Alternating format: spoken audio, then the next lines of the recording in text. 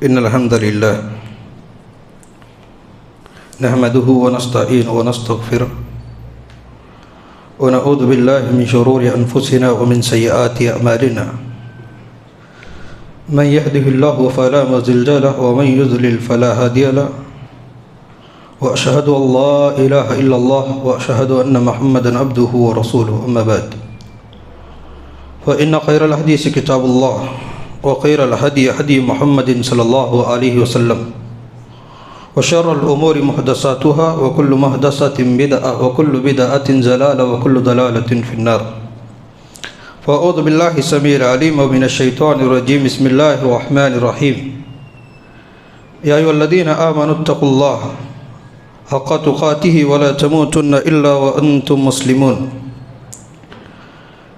يا أيها الناس اتقوا ربكم الذي خلقكم من نفس واحدة وخلق منها زوجها وبث منهما رجالا كثيرا ونساء واتقوا الله الذي تساءلون به والأرحام إن الله كان عليكم رقيبا يا أيها الذين آمنوا اتقوا الله وقولوا قولا سديدا يصلح لكم أعمالكم ويغفر لكم ذنوبكم ومن يطع الله ورسوله فقد فاز فوزا عظيما قال الله تبارك وتعالى في كلامه المجيد وفرقان الحميد قاف والقرآن المجيد بل أجب أن جاءهم منذرهم منهم فقال الكافرون هذا شيء عجيب أإذا متنا وكنا ترابا ذلك رجع بعيد قد علمنا ما تنقص الأرض منهم وعندنا كتاب حفيظ بل كذبوا بالحق لما جاءهم فهم في أمر مريد أفلم ينظروا إلى السماء فوقهم كيف بنيناها وزيناها وما لها من فروج والأرض مددناها وألقينا فيها رواسي وأنبتنا فيها من كل زوج بهيج تبصرة وذكرى لكل عبد منيب ونزلنا من السماء ماء مباركا فأنبتنا به جنات وحب الحصيد والنخل باسقات لها طلع نضيد رزقا للعباد وأحيينا به بلدة ميتا كذلك الخروج كذبت قبلهم قوم نوح وأصحاب الرس وثمود وعاد وفرعون وإخوان لوط وأصحاب الأيكة وقوم تبع كل كذب الرسل فحق وعيد أفعينا بالخلق الأول بل هم في لبس من خلق جديد قال الله تبارك وتعالى في كلامه المجيد وفرقان الحميد لو أنزلنا هذا القرآن على جبل لرأيته خاشعا متصدعا من خشية الله وتلك الأمثال نضربها للناس لعلهم يتفكرون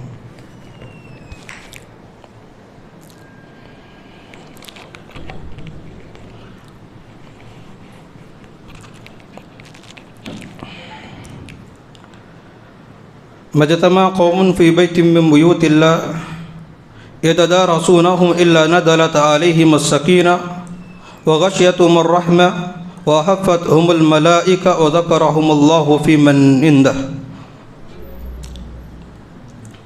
تمام قسم کی تعریف، توصیف، کبریائی، بزرگی، بڑائی،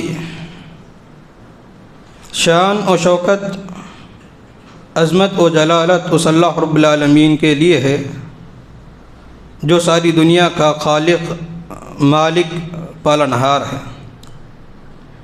دنیا کی تمام تر طاقتیں، دنیا کی تمام تر قوتیں اسی کے قبض قدرت میں ہیں۔ زندگی دینے والا، موت دینے والا، اولاد دینے والا، اولاد سے محروم رکھنے والا، عزت دینے والا، انسان کو عزت چھیننے والا، یہ تمام تر طاقتیں اللہ رب العالمین کی قبض قدرت میں ہیں۔ بعدہ درود و سلام کا نزول میرے اور آپ کے آخری نبی جناب محمد مصطفیٰ صلی اللہ علیہ وسلم پر، جنہیں اللہ رب العالمین نے ساری جہان کے لیے رحمت للعالمین خاتم النبیین جناب محمد مصطفیٰ صلی اللہ علیہ وسلم بنا کر اس دنیا میں بھیجا۔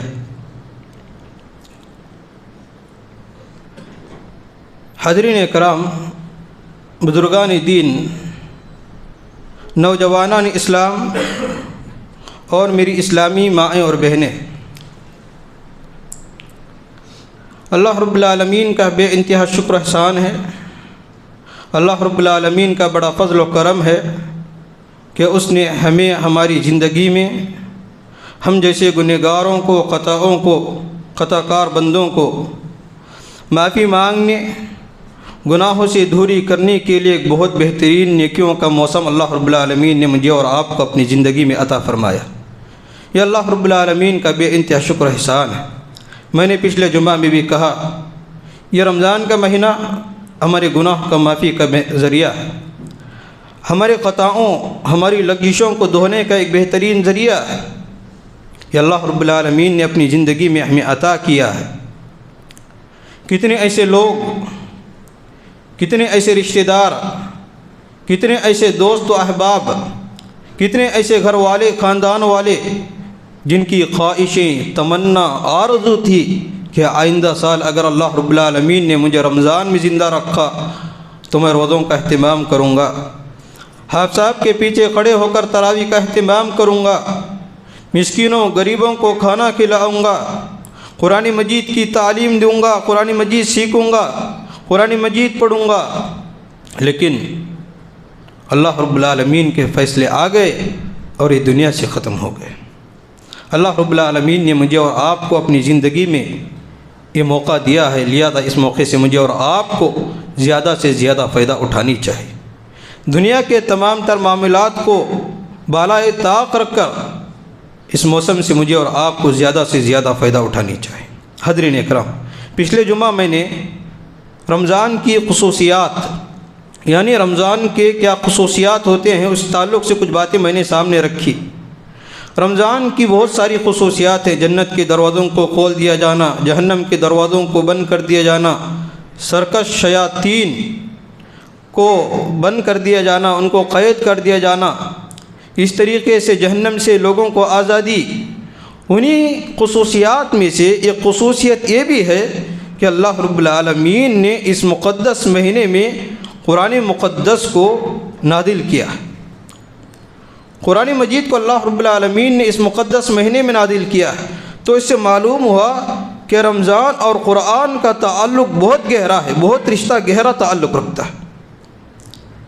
رمضان کا مہینہ آتے ہی مجھے اور آپ کو جہاں ہم روزے رکھنے کا اہتمام کرتے ہیں، تراویح کا اہتمام کرتے ہیں، صدقہ و خیرات کا اہتمام کرتے ہیں، مجھے اور آپ کو یہ بات یاد رکھنی ہوگی کہ رمضان کا مہینہ یہ قرآن کا مہینہ ہے، یہ ماہ رمضان ماہ قرآن ہے۔ زیادہ سے زیادہ مجھے اور آپ کو قرآن مجید کی تلاوت کرنی ہے۔ قرآن مجید کی اہمیت کیا ہے، اس کی فضیلت کیا ہے، اس کا مقام و مرتبہ کیا ہے، اس کے پڑھنے والوں کے کیا فائدے ہیں، اگر انسان اس کو چھوڑ دیتا ہے تو اس کی کیا حالت ہے، اس کے تعلق سے میں آج آپ کے سامنے مختصر وقت میں کچھ باتیں رکھنے کی کوشش کروں گا۔ اس سے پہلے کچھ اشعار میں آپ کے سامنے رکھنے کی کوشش کروں گا۔ قرآن کی فریاد کے تعلق سے قرآن لوگوں کو کیا فریاد کرتی ہے۔ طاقوں میں سجایا جاتا ہوں، طاقوں میں سجایا جاتا ہوں، آنکھوں سے لگایا جاتا ہوں، تعویذ بنایا جاتا ہوں، دھو دھو کے پلایا جاتا ہوں، تعویذ بنایا جاتا ہوں، دھو دھو کے پلایا جاتا ہوں، جزدان حریر اور ریشم کے اور پھول ستارے چاندی کے، پھر عطر کی بارش ہوتی ہے، خوشبو میں بسایا جاتا ہوں۔ جس طریقے سے طوطا مینے کو کچھ بول سکھائی جاتی ہے، جس طریقے سے طوطا مینے کو کچھ بول سکھائی جاتی ہے، اس طرح پڑھایا جاتا ہوں، اس طرح سکھایا جاتا ہوں۔ یہ قرآن کی فریاد ہے، قرآن اپنے بارے میں کہہ رہی ہے۔ حضرین اکرام، آئیے قرآن مجید کی کیا فضیلت ہے، قرآن مجید پڑھنے والوں کا کیا مقام و مرتبہ ہے، قرآن مجید کی تلاوت انسان جب کرتا ہے تو اس سے کیا فائدے ہونے والے ہیں، کچھ باتیں آپ کے سامنے رکھنے کی کوشش کروں گا۔ سب سے پہلے مجھے اور آپ کو یہ بات یاد رکھنی ہوگی، اللہ رب العالمین نے قرآن مجید کو اس مقدس مہینے میں نازل کیا ہے۔ اللہ رب العالمین نے قرآن مجید سورۃ البقرہ کے اندر بیان فرمایا، شہر رمضان الذی انزل فیہ القرآن، یہ رمضان کا مقدس مہینہ ہے جس میں اللہ رب العالمین نے قرآن مجید کو نازل کیا۔ رک کر یہ بات بتاتا ہوں آپ کو، قرآن جس کے پاس ہوتی ہے اس کا مقام، اس کا مرتبہ، اس کی عظمت بدل جاتی ہے، یہ بات یاد رکھیں۔ قرآن جس کے پاس ہوتی ہے، جو قرآن کو پڑھتا ہے، جو قرآن کو سمجھتا ہے، جو قرآن کو سیکھتا اور سکھاتا ہے، اس کا مقام و مرتبہ بدل جاتا ہے۔ اللہ رب العالمین نے قرآن مجید کو جس ملک میں نازل کیا ہے وہ سارے ملکوں کا سردار ہے۔ اللہ رب العالمین نے قرآن کو جس رات میں نازل کیا وہ رات دنیا کی ساری راتوں کی سردار ہے، اور یہ قرآن جس مہینے میں نازل کیا گیا وہ تمام مہینوں کا سردار، جس کو رمضان مبارک کہا جاتا ہے۔ اور یہ رمضان اور یہ قرآن جس نبی پر نازل کیا گیا وہ سارے نبیوں کا سردار بن گیا، اور یہ قرآن لانے والا فرشتہ جس کے ذریعے سے قرآن کو بھیجا گیا، اللہ رب العالمین نے اسے سارے فرشتوں کا سردار بنا دیا گیا۔ اور یہ قرآن جس امت پر نازل کی گئی اس امت کو اللہ رب العالمین نے ساری امتوں میں سردار بنا دیا، خیر امت کہہ کر۔ اور یہ قرآن جس جگہ نازل ہوئی، جس گھر میں نازل ہوئی، اللہ رب العالمین نے اس گھروں کو ساری گھروں کا سردار بنا دیا، جس کو بیت اللہ کہا جاتا ہے۔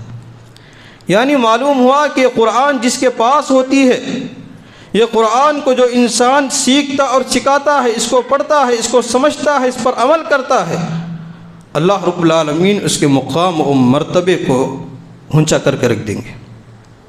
ایک واقعہ مجھے یاد آتا ہے، ایک مرتبہ ایک صحابی کو حضرت عمر بن خطاب رضی اللہ تعالیٰ عنہ نے ایک وادی کا لیڈر بنایا تھا، ایک وادی کا لیڈر بنایا تھا۔ تو دیکھتے کیا ہیں، وہ وادی کے لیڈر بھی مکہ پہنچ چکے ہیں، اس گاؤں پہنچ چکے ہیں، حضرت عمر رضی اللہ تعالیٰ عنہ بھی وہاں پر ہیں۔ دونوں آمنے سامنے ہوتے ہیں۔ حضرت عمر بن خطاب رضی اللہ تعالیٰ عنہ وہ صحابی سے پوچھتے ہیں، تم یہاں کیا کر رہے ہو؟ میں تو تمہیں مکے کا ذمہ دار بنا کے آیا تھا، میں تمہیں مکے کی ذمہ داری دے کر آیا تھا، تم یہاں کیا کر رہے ہو؟ صحابی رسول جواب دیتے ہیں، اے عمر بن خطاب، مجھے کچھ کام سی مجبوری تھی، اس وجہ سے مجھے آنا پڑا۔ اچھا ٹھیک ہے، تم نے اپنی جگہ کسے دے کر آئے ہو؟ میں جس ملک کا تمہیں ذمہ دار بنا کر آیا تھا، جس جگہ کا میں تمہیں ذمہ دار بنا کر آیا تھا، تمہیں وہ ذمہ داری کسے دے کر آئے ہو؟ صحابی رسول جواب دیتے ہیں، اللہ کے رسول صلی اللہ علیہ وسلم، میں نے وہ جگہ اپنے ایک آزاد کردہ غلام کو دے کر آیا ہوں۔ کون؟ ایک آزاد کردہ غلام کو میں وہ اپنی جگہ دے کر آیا ہوں۔ حضرت عمر بن خطاب رضی اللہ تعالیٰ عنہ کہتے ہیں، یا تم نے ایک معمولی سی انسان کو، ایک معمولی سی غلام کو مکے کی ذمہ داری دے کر آئے ہو، اتنی بڑی ذمہ داری دے کر آئے ہو؟ وہ صحابی رسول جواب دیتے ہیں، اللہ کے رسول حضرت عمر بن خطاب رضی اللہ تعالیٰ عنہ، میں نے اس انسان کو، اس شخص کو مکے کی ذمہ داری اس لیے دے کر آیا ہوں، انہو قارئ بکتاب اللہ وہو عالم بالفرائض، میں نے اس معمولی سی غلام انسان کو اس لیے مکے کی ذمہ داری دے کر آیا ہوں کہ وہ اللہ کی کتاب کا بہترین قاری اور اس کے فرائض اور اس کے احکام کو جاننے والا ہے، اس کے حلال و حرام اور اس کے احکامات کو، اس کے مسائل کو جاننے والا ہے، اس لیے میں ایک معمولی سی غلام کو مکے کی ذمہ داری دے کر آیا ہوں۔ یہ سننا تھا۔ حضرت عمر بن خطاب رضی اللہ تعالیٰ عنہ کہتے ہیں، ان اللہ یرفع بہذا الکتاب اقواما وَيَدَهُ بِهِ آخِرِينَ۔ یہی وہ کتاب ہے، اللہ کے رسول صلی اللہ علیہ وسلم نے سچ کہا تھا، یہی وہ کتاب ہے جس کی وجہ سے اللہ رب العالمین لوگوں کو، قوموں کو عروج عطا کرتا ہے، بلندی عطا کرتا ہے، عزت عطا کرتا ہے۔ اگر یہ قرآن اگر کوئی انسان چھوڑ دیتا ہے، اللہ رب العالمین اس کو ذلیل و خوار کر دیتا ہے۔ یہ حضرت عمر بن خطاب رضی اللہ تعالیٰ عنہ نے اپنے الفاظ اپنی زبان سے کہا ہے، ان اللہ یرفع بہذا الکتاب اقواما ویدہ بہ آخرین۔ اللہ رب العالمین اس کے ذریعے سے بہت سے قوموں کو، بہت سے لوگوں کو، بہت سے قبیلوں کو، بہت سے گھرانے والوں کو اللہ رب العالمین نے مقام و مرتبہ عطا کیا ہے۔ اگر انسان اپنی زندگی میں قرآن کو چھوڑ دیتا ہے، اس کی تعلیمات کو چھوڑ دیتا ہے، یاد رکھو انسان ذلیل و خوار ہو جاتا ہے۔ یہ مثال سمجھنے کے لیے کافی ہے کہ آپ علماء کی زندگی کو جانتے ہیں، عالموں کی زندگی کو جانتے ہیں کہ وہ کہاں پیدا ہوئے، کب پیدا ہوئے، کس گاؤں سے تعلق رکھنے والے ہیں، وہ کون ہیں، کہاں کے رہنے والے ہیں، کسی کو نہیں معلوم، لیکن وہ پوری دنیا پر حکومت کرنے کے لیے چلے جاتے ہیں، لوگوں کو قرآن سکھاتے ہیں، لوگوں کو قرآن مجید کی تعلیم دیتے ہیں، دین کی تعلیمات سکھاتے ہیں۔ یہ تمام کس کے فوائد ہیں؟ یہی قرآن کا نتیجہ ہے، جس کی وجہ سے اللہ رب العالمین نے ان کو بلندی سے، پستی سے نکال کر بلندی عطا کی ہے۔ یہ قرآن کی وجہ سے ہے۔ حضرین اکرام، اسی طریقے سے یہ قرآن جسمانی اور روحانی جو بیماریاں ہوتے ہیں، ان بیماریوں کی سے شفا کا ذریعہ ہے۔ جہاں ہدایت ہے، جہاں ثواب ہے، اس کا پڑھنا ہدایت کا ذریعہ ہے، اس کا پڑھنا ثواب کا ذریعہ ہے، وہاں پر یہ بات بھی یاد رکھیں، یہ قرآن جسمانی بیماریوں کا اور روحانی بیماریوں کی لیے شفا بھی ہے۔ اللہ رب العالمین نے قرآن مجید کے اندر فرمایا، یا ایھا الناس، اے لوگوں، قد جاءتکم موعظۃ من ربکم وشفاء لما فی الصدور، تمہارے پاس ایک بہترین نصیحت کرنے والی کتاب آ چکی ہے اپنے رب کی طرف سے، وہ شفاء، جو لوگوں کے لیے کیا ہے؟ شفا ہے۔ شفا کا مطلب کیا ہے؟ کیا اس کو تعویذ بنا کر گلے میں ڈال دیا جائے، یا اس کو کپڑے میں لپیٹ کر اپنے جیب میں رکھتے پھریں؟ کیا یہ شفا ہے؟ شفا مجھے اور آپ کو کب ملے گی؟ اس کو پڑھنا ہوگا، اس کو سمجھنا ہوگا، اس پر عمل کرنا ہوگا، جب جا کر مجھے اور آپ کو شفا ملے گی۔ آج بعض لوگ کیا کرتے ہیں شفا کے نام پر؟ شفا کے نام پر اس کو تعویذ بناتے ہیں، اس کو پلیتے بناتے ہیں، پتہ نہیں اس کے ساتھ ساتھ کیا کیا سلوک کرتے ہیں۔ آیت الکرسی اس میں رکھ کر دیتے ہیں، کچھ آیات، کچھ سورے اس میں رکھ کر دیتے ہیں، اور لوگوں کو بیوقوف بنا کر ان کے گلوں میں ڈال دیتے ہیں، اور کہتے ہیں یہ تمہارے لیے شفا ہے۔ یاد رکھو، شفا ایسے نہیں ملتی۔ شفا مجھے اور آپ کو اگر ملنی ہے، یقینا اللہ رب العالمین نے قرآن مجید کے اندر بیان فرما دیا، وَشِفَاءٌ لِمَا فِي الصُّدُورِ، یہ تمہاری بیماریوں اور تمہارے دل کے درمیان، دل کے اندر جو بیماریاں ہیں، خواہ جسمانی بیماری ہو یا نفاق کی عقیدے کی بیماریاں ہو، اللہ رب العالمین آپ کو اس سے شفا دے گا، لیکن کب؟ اس پر عمل کرنا ہوگا، اس کو پڑھنا ہوگا، اس کو سمجھنا ہوگا، جب جا کر مجھے اور آپ کو یہ کتاب ہدایت کا ذریعہ بن سکتی ہے اور شفا کا ذریعہ بن سکتی ہے۔ اسی وجہ سے میں نے شروع میں کچھ اشعار پڑھے، اس کے اندر یہی بتایا گیا ہے کہ قرآن پکار کر کیا کہتی ہے لوگوں کو، آج ہمارا معاشرہ قرآن کے ساتھ کیا کر رہا ہے، آج ہم قرآن کا کیا معاملہ سمجھ رکھے ہیں، ہم نے قرآن کو کون سی کتاب سمجھ رکھا ہے، آج مجھے سمجھ میں نہیں آتا۔ آج ہم قرآن کو نکالتے ہیں تو کب؟ بیٹی کی شادی میں، یا جب میاں بیوی کے درمیان جھگڑا ہو جاتا ہے، خاندان و قبیلے کے درمیان جھگڑا ہو جاتا ہے، ہم قسم کھانے کے لیے قرآن کو اپنے ہاتھوں میں اٹھا لیتے ہیں، اور یا بیٹی کے شادی میں، نکاح میں دینے کے لیے ہم نے قرآن کو اٹھا لیتے ہیں، یا کسی اور موقع پر ہم قرآن کو اٹھا لیتے ہیں۔ اپنی زندگی میں قرآن کو تلاوت کے لیے کبھی بھی نہیں اٹھاتے۔ اور سونے پہ سہاگا بات یہ ہے، آج ہمارے علماء نے بات سکھا کے رکھ دیا ہے کہ قرآن پڑھو گے تو گمراہ ہو جاؤ گے۔ کیا کہا علماء نے؟ قرآن پڑھو گے گمراہ ہو جاؤ گے۔ میں صحابہ کی مثال نہیں دیتا، صحابہ کی مثال دیتے تو کہتے ہیں وہ صحابہ ہیں۔ آج سے 3-4 سال پہلے ایک آدمی انتقال کر گئے، اللہ ان کی مغفرت فرمائے۔ ان کا نام ہے بانگ رام، اللہ ان کی مغفرت فرمائے، اللہ بالمل مغفرت فرمائے۔ ان کا نام ہے بانگ رام۔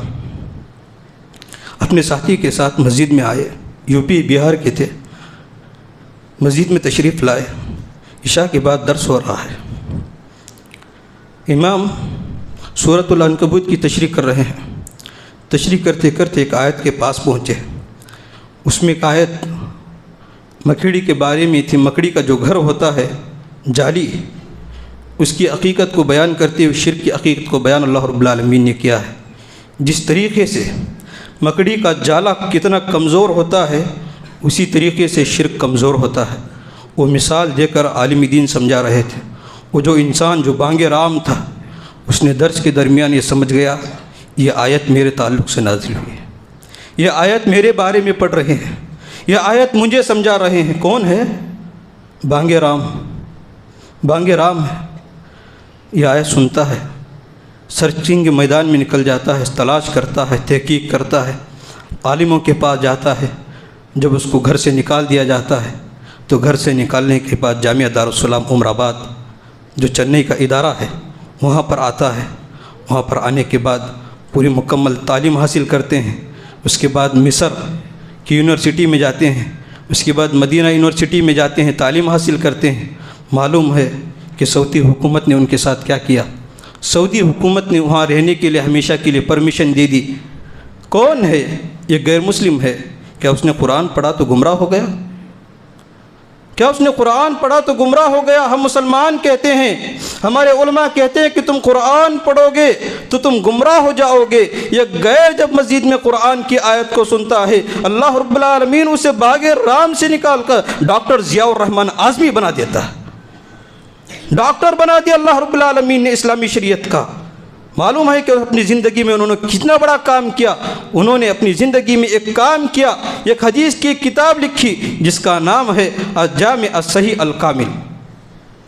ان کے ساتھ ایک مرتبہ درس ہو رہا تھا حدیث کا، ان کے استاد نے ان سے کہا، شاگرد نے سوال کیا، اللہ کے استاد فلاں حدیثیں چھوڑ دی گئی ہیں، فلاں حدیثیں چھوڑ دی گئی ہیں، تو اس کا کیا کرنا ہوگا؟ استاد نے کہا یہ ذمہ داری آپ کی ہے۔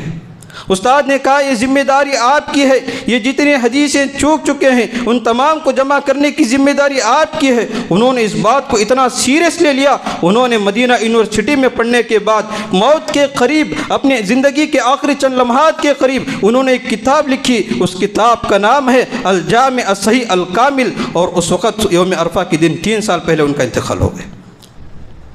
باغ رام سے ڈاکٹر ضیاء الرحمن اعظمی عمری مدنی حفظہ اللہ۔ اور معلوم ہے سونے پہ سہاگا یہ بات بھی ہے کہ انہوں نے مسجد نبوی میں پڑھایا ہے، پڑھا بھی اور پڑھایا ہے۔ حضرین یہ قرآن ہے، یہ قرآن اپنی زندگی میں سمجھو، اس قرآن کو سمجھو گے تو تمہاری زندگی میں انقلاب آئے گا۔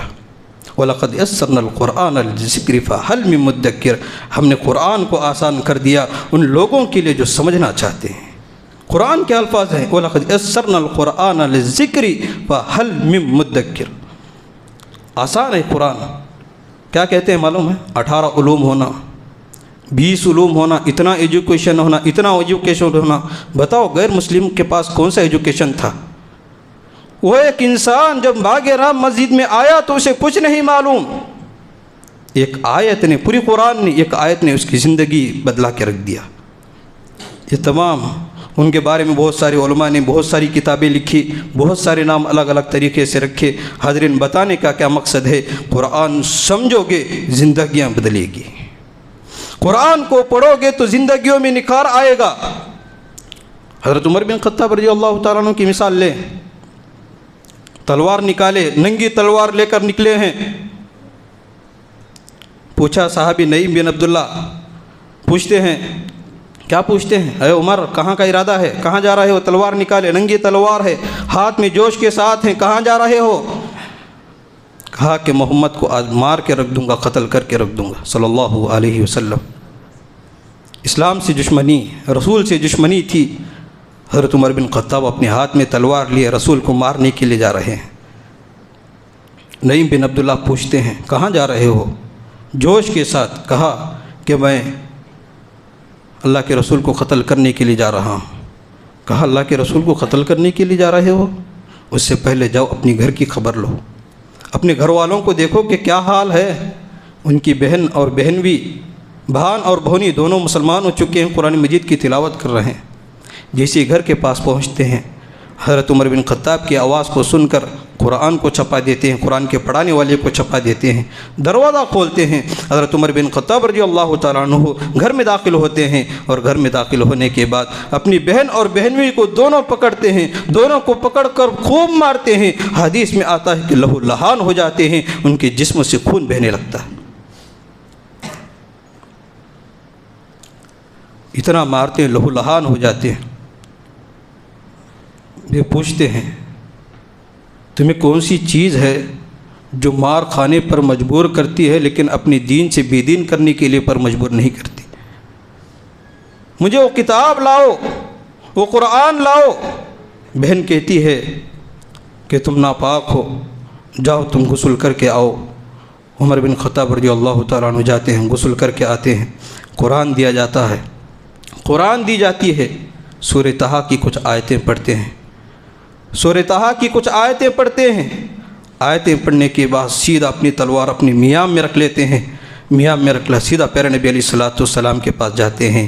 اس سے بڑھ کر میں نے کلام کبھی نہیں سنا ہے، میں قرآن سے بڑھ کر کلام اور اس سے بہترین قرآن، اس سے بہترین آیتیں کبھی نہیں سنا اپنی زندگی میں۔ پھر پیارے نبی علیہ السلام کے پاس جاتے ہیں اور جا کر اسلام قبول کرتے ہیں۔ کیا گمراہ ہو گئے؟ کیا انہوں نے راہ حق سے بدل دیا؟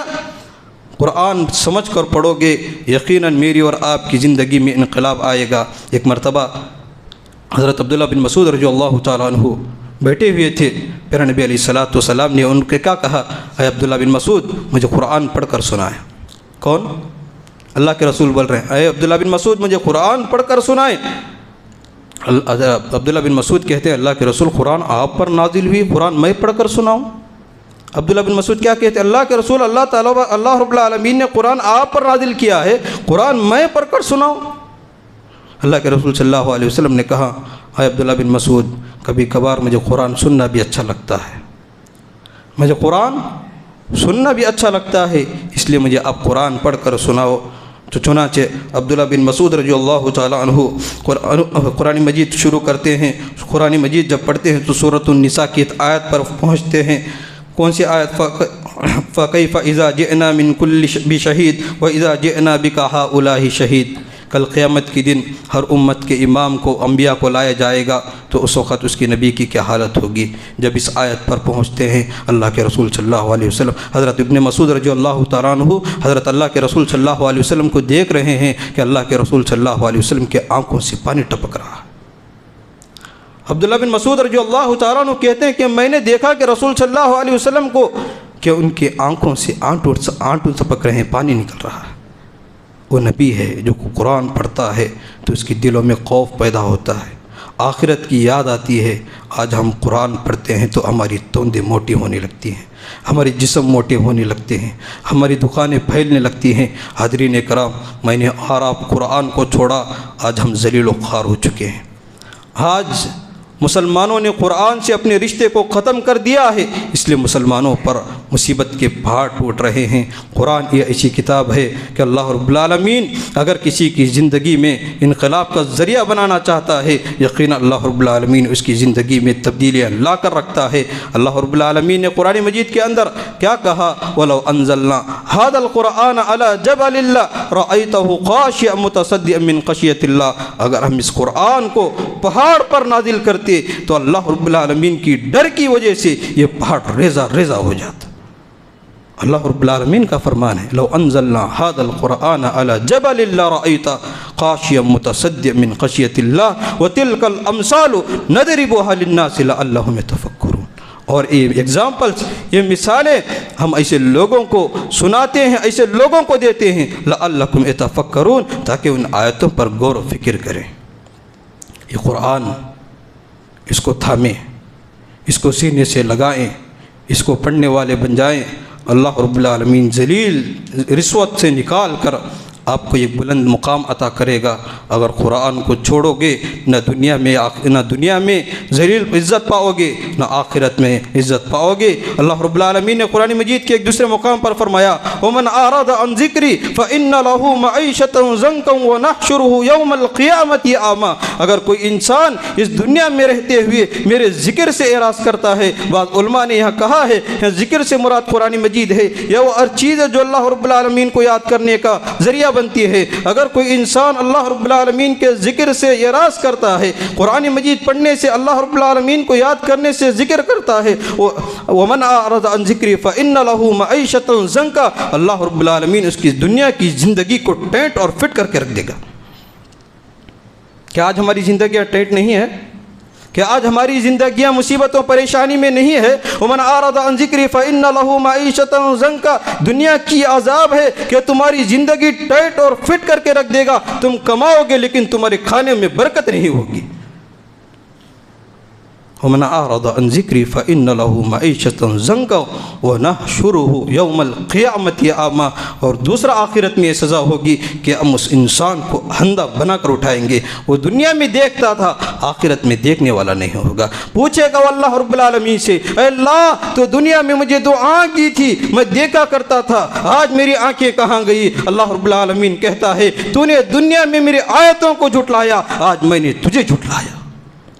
حاضرین کرام، یہ قرآن کا مقام، یہ قرآن کی فضیلت، یہ قرآن مجید کو یاد کرنی، اس کو پڑھنے کی یہ فضیلت ہے۔ آخر میں قرآن کی فریاد ہے، اس کو بتا کر میں اپنی بات کو ختم کرنے کی کوشش کروں گا۔ اس میں بہت سچی اور بہت پیاری موجودہ حال میں جو قرآن کے ساتھ ہمارا سلوک ہے وہ اس میں ذکر کیا گیا ہے۔ میں اس آیت کچھ اشعار پڑھ کر آپ کے سامنے بیان کرنے کی کوشش کروں گا کہ قرآن طاقوں میں طاق بولتے ہیں، وہ فریم وغیرہ بنا کر گھروں میں لٹا دیا جاتا ہے، چاروں قل اس کے اندر ہوتے ہیں، آیت الکرسی ہوتی ہے، لا الہ الا انت سبحانک انی کنت من الظالمین۔ اس طریقے سے جو آیتیں انسان پڑھنا ہے ان آیتوں کو ہم برکت کے طور پر اپنے گھروں میں لٹکاتے ہیں۔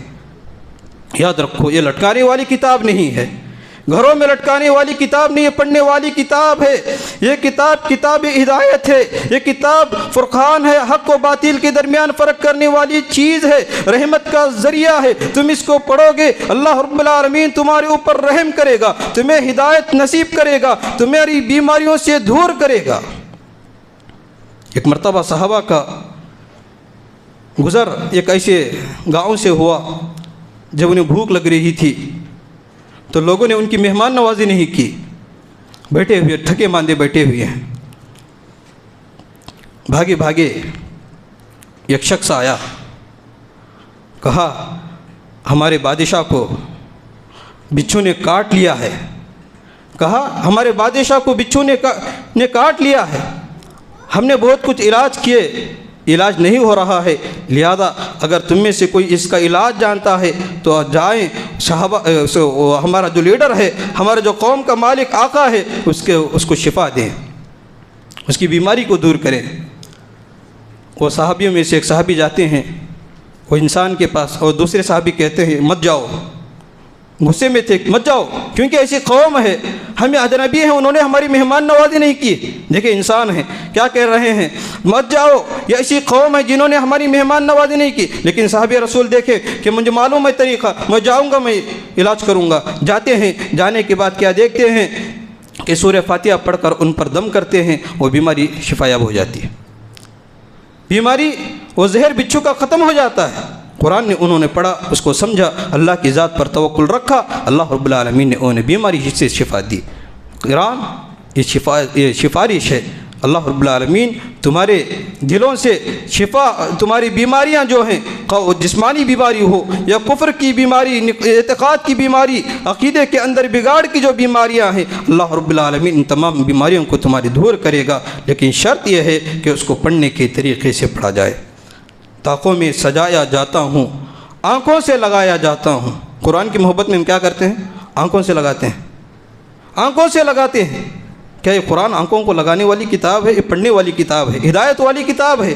طاقوں میں سجایا جاتا ہوں، آنکھوں سے لگایا جاتا ہوں، تعویذ بنایا جاتا ہوں، دھو دھو کے پلایا جاتا ہوں۔ آج یہی ہوتا ہے نا، قرآن شفا کے نام پر لوگوں کو دھو دھو کے پلایا جا رہا ہے۔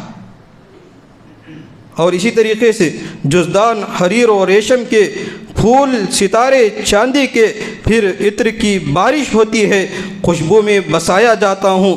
جس طریقے سے طوطے مینے کو کچھ بول سکھائے جاتے ہیں اس طریقے سے پڑھا جاتا ہوں، اس طریقے سے سکھایا جاتا ہوں۔ جب قول قسم لینے کے لیے تکرار کی نوبت آتی ہے، میں نے کہا ہے جب قسم لڑنے کے لیے میاں بیوی کے درمیان جھگڑا ہو گیا، بھائیوں کے درمیان جھگڑا ہو گیا، لوگوں کے درمیان جھگڑا ہو گیا، قسم کھانے کے لیے قرآن کو اٹھاتے ہیں، وہی کہا جا رہا ہے جب قول و قسم لینے کے لیے تکرار کی نوبت آتی ہے، پھر جب میری ضرورت پڑتی ہے میں آتوں میں اٹھایا جاتا ہوں۔ یہ قرآن کی فریاد ہے۔ اور اسی طریقے سے کہتے ہیں دل سوچ سے خالی رہتے ہیں۔ قرآن ہم پڑھتے ہیں لیکن ہمارے دلوں پہ اثر نہیں ہوتا۔ کہتے ہیں کہ دل سوچ سے خالی رہتے ہیں، آنکھیں نم ہوتی ہی نہیں۔ ہم قرآن پڑھتے ہیں، ہمارے آنکھوں سے آنسو نہیں نکلتے۔ وہی کہتے ہیں کہنے کو میں ایک ایک جلسے میں پڑھ کے سنایا جاتا ہوں، کہنے کے ایک میں جلسے میں پڑھ کے سنایا جاتا ہوں۔ نیکی پہ بدی کا غلبہ ہے، سچائی سے بڑھ کر دھوکہ ہے، سچائی سے بڑھ کر دھوکہ ہے۔ ایک بار ہنسایا جاتا ہوں، 100 بار رلایا جاتا ہوں۔ یہ قرآن کی فریاد ہے۔ حضرین اکرام اس طریقے سے آگے کہتے ہیں یہ مجھ سے عقیدت کے دعوے، قانون پہ راضی غیروں کے۔ اللہ رب العالمین نے قرآن کو شریعت بنا کر بتایا ہے، ہمیں شریعت کو چھوڑ کر غیروں کی شریعت پر عمل کرتے ہیں۔ اسی وجہ سے کہا ہے یہ مجھ سے عقیدت کے دعوے، قانون پہ راضی غیروں کے، یوں مجھے بھی رسوا کرتے ہیں، ایسے بھی ستایا جاتا ہوں۔ قرآن اپنے بارے میں کہہ رہا اس طریقے سے آگے کہتے ہیں کس بزم میں میرا ذکر نہیں، کس بزم میں میرا دھوم نہیں، پھر بھی میں اکیلا رہتا ہوں، مجھ سے مظلوم کوئی اور نہیں۔ یہ قرآن کی فریاد ہے۔ یہ قرآن تمہیں پیغام دے رہا ہے، تمہیں پڑھو، یہ کتاب ہدایت ہے، یہ کتاب رحمت ہے، یہ بیماریوں سے شفا کا ذریعہ ہے۔ بیماری کوئی بھی ہو اللہ رب العالمین تمہیں شفا نصیب کرے گا، لیکن شرط یہ ہے کہ اس کو اس کے انداز میں پڑھی جائیں۔ حضرین اکرام اس کے علاوہ بہت ساری قرآن کی فضائل، اس کے برکات، اس کے ثمرات ہیں، یہ مختصر وقت میں آپ کے سامنے رکھنا محال اور مشکل ہے۔ انشاءاللہ کبھی موقع ملا تو انسان کی زندگی پر قرآن کی کیا اثرات ہوتے ہیں کہ انسان جب قرآن پڑھتا ہے تو انسان پر قرآن کیا اثر کرتا ہے، انشاءاللہ کبھی آپ کے سامنے رکھنے کی کوشش کروں گا۔ اللہ رب العالمین سے دعا ہے اللہ رب العالمین سب سے پہلے کہنے والے کو ان باتوں پر عمل کرنے کی توفیق نصیب فرمائے، اور اس کے بعد ہم تمام کو ان باتوں پر عمل کرنے کی توفیق نصیب فرمائے۔ اللہ ہمیں زندگی میں قرآن پڑھنے، اسے سمجھنے اور اس پر عمل کرنے کی توفیق نصیب فرمائے۔ اللہ ہمیں قرآن، مسلمان ہیں ہم، مسلمان اپنی زندگی میں دنیا کی کتاب کوئی سیکھے یا نہ سیکھے، قرآن کو مجھے اور آپ کو سیکھنا ہے۔ لوگوں کی باتیں مت سنیں، یہ کتاب گمراہی والی کتاب نہیں بلکہ کتاب ہدایت ہے۔ حضرین اکرام ہم میں سے جو بھی خطا کار ہیں، ہمیں گنہگار ہیں، اللہ رب العالمین ہمارے گناہوں کو معاف فرما، ہمارے خطاؤں کو معاف فرما، ہمارے لغزشوں کو معاف فرما۔ اللہ رب العالمین ہمیں صحیح معنوں میں مسلمان بن کر زندگی گزارنے کی توفیق نصیب فرما۔ اللہ دنیا کے کونے کونے میں جہاں بھی مسلمان پریشان ہے، اللہ ہمارے مسلمانوں کی تو حفاظت فرما، اللہ انہیں صحیح معنوں میں مسلمان بن کر زندگی گزارنے کی توفیق نصیب فرما۔ اللہ رب العالمین ہم میں سے جو بھی روزے کی حالت میں ہیں، اللہ رب العالمین ہمارے روزوں کو قبول فرما، ہمارے صدقہ و خیرات کو قبول فرما، ہمارے قیام کو قبول فرما۔ ہم میں سے جو بھی انسان قرآن مجید کی تلاوت کر رہا ہے، اللہ رب العالمین ان قرآن مجید کی تلاوت کو تو قبول فرما اور آخرت میں نجات کا ذریعہ بنائے۔ اللہ رب العالمین ہمارے سے پہلے ہمارے گھر و بار چھوڑ کر، ہمارے خاندان و قبیلے چھوڑ کر تیرے پاس آ چکے ہیں، اللہ ان کی قبروں کو نور سے پر نور فرما۔ اللہ جب تک دنیا میں رکھ اسلام کی حالت پر رکھ، اور جب خاتمہ ہو تو ایمان کی حالت پر ہو۔ ربنا تقبل منا انک انت السمیع العلیم وتب علینا انک انت التواب الرحیم۔